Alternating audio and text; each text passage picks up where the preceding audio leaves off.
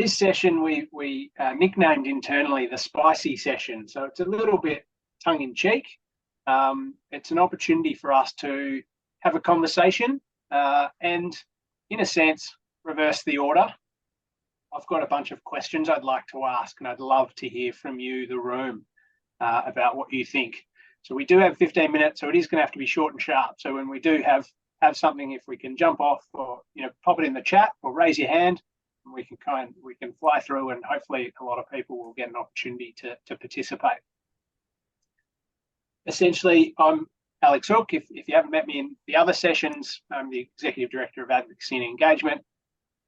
And I'm here to kind of guide this discussion around this issue we hear from our business and government members. So most of the people in the room here will be from a social enterprise background. Not mandatory, you're welcome if you're from the business and government side. But we hear from business and government members that social enterprises are too small to respond to contracts. They prefer national coverage, and social enterprises just don't have the capability to tender.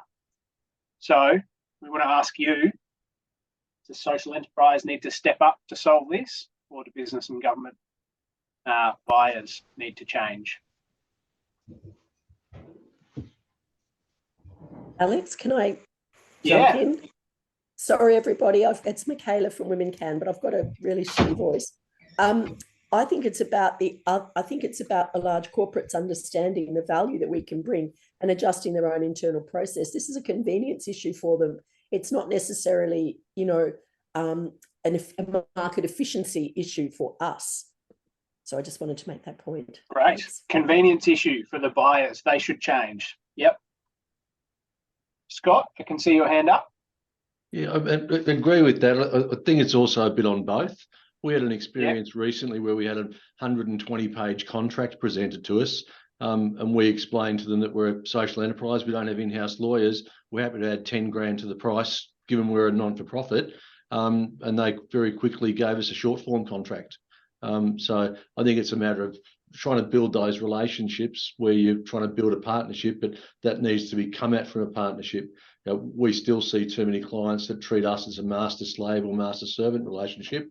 And in this example, it was a very well-known builder that were very geared to social procurement. So they were a very willing party to it. But if we don't take responsibility as social enterprises, I'm not sure we're going to get it over the line consistently or holistically. Right. Thanks, Scott. And got to ask the question, and great way to start and great example of both sides moving towards the middle. Addy, I can see your hand up from GenU. Yeah, so GenU, we're a national business. We're talking about small enterprises. We're a national enterprise. Worth $7 billion. We've got over 4,000 employees, and we still get the same questions asked again. And, will you be able to fulfill the needs of the contract? And we still have to go through the same procedure as everyone else does. And so I think it's a way to kind of meet midway.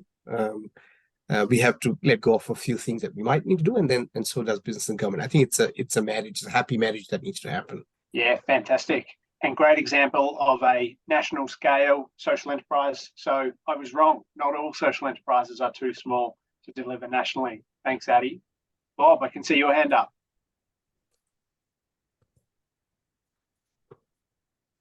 But you're on mute, sorry. Sorry, thank you. Just seconding what was shared from Amsterdam, I mean, there's a huge shift now, corporates wanting to show their impact, and they can't do it themselves. So as long as the social enterprises can show their impact, it's meeting of the bridge between those. And then, yes, there's contractual issues and things like that, but it's already been discussed. But it's to really articulate your impact and use that as the selling piece. So I would say that would be a great approach. Great. Thanks, Bob. Stacey. Sorry, just as I was choking you, I called my name. Look, I come at it from a point of view of having, open and honest conversations when you're discussing any type of procurement. It's got to come from both parties to come centralised, not one party pulling the other either way.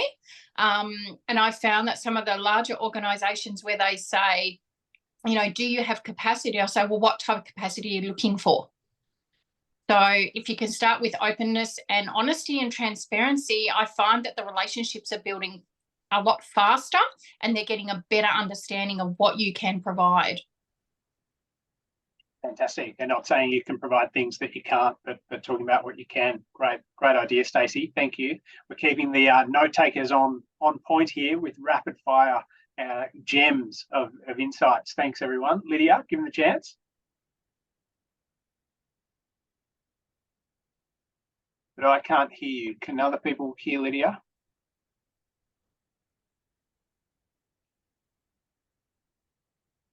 No, would you go to the next one? We might throw to Blend Creative while Lydia fixes her mic or drops it into the chat for someone else to read out. Hi, I was just going to follow on from what Stacey was saying, and I think that there's a real opportunity for, after those discussions, for the element of the tender response or the requirement, the deliverables, to be unpacked that little bit further to build the capacity within social enterprises so that you're still delivering across those things that you have real strength to be able to deliver in. Yeah, absolutely. Thanks, Monique. I see in the chat there was a comment from Min. I think we also need to look at alliances between social enterprises to deliver on larger contracts. Has anyone got an example of when that's worked well?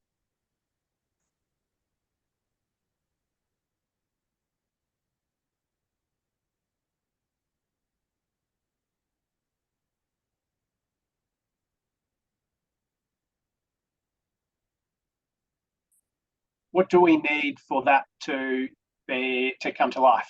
So we can't hear, there isn't an example from the 94 participants in here about alliances of social enterprises coming together. What can we do to change that? If others agree, or Min, if you want to jump off mute and talk about bringing social enterprises together, consortia or alliances or joint ventures, what is it that we need to do as a sector to make that happen more? Can I respond to that, Alex? Sorry, it's me. Yes, it was your question. I think that's only fair.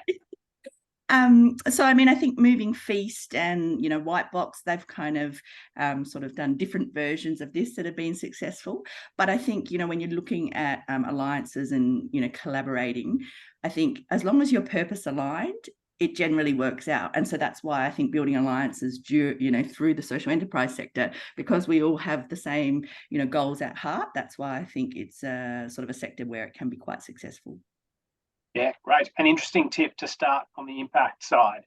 Focus on those that are solving either that or category, but service base, where certain people are delivering the same services in different jurisdictions. There's a potential to align where people are trying to solve the same social problem through different means. Absolutely, there's some great kind of foundations for partnerships from there. Scott, you had your hand up. Yeah, thanks, Alex. I was just going to add that we're a social enterprise plant nursery, and we actually have formed an alliance with other social enterprise plant nurses in Victoria. So there's 4 of us in Victoria. And what that does is creates a stronger confidence, I suppose, of scale, but also spreads the impact, I suppose, across different regions and potentially different sort of impact needs. And we're seeing some success. It's growing some leads. It's only fairly new. There's a lot of work to do to work better together, but there is opportunities out there. We are seeing some real traction in that space. Fantastic. I've been told 1 minute left. We knew this wasn't enough time. Some great insights. We'll feed back some of these notes. But Lydia, does your mic work now? Can you hear me? Yes, great. Fantastic. I was just going to say really quickly that I feel like it's got to come from both sides. Like any business, a social enterprise can't grow unless there's investment in that business. And the more that government invests within social enterprises, the more opportunity for growth there is, and then the more capability of delivering the requirements of the contracts. Fantastic. Thank you. Mary Jo.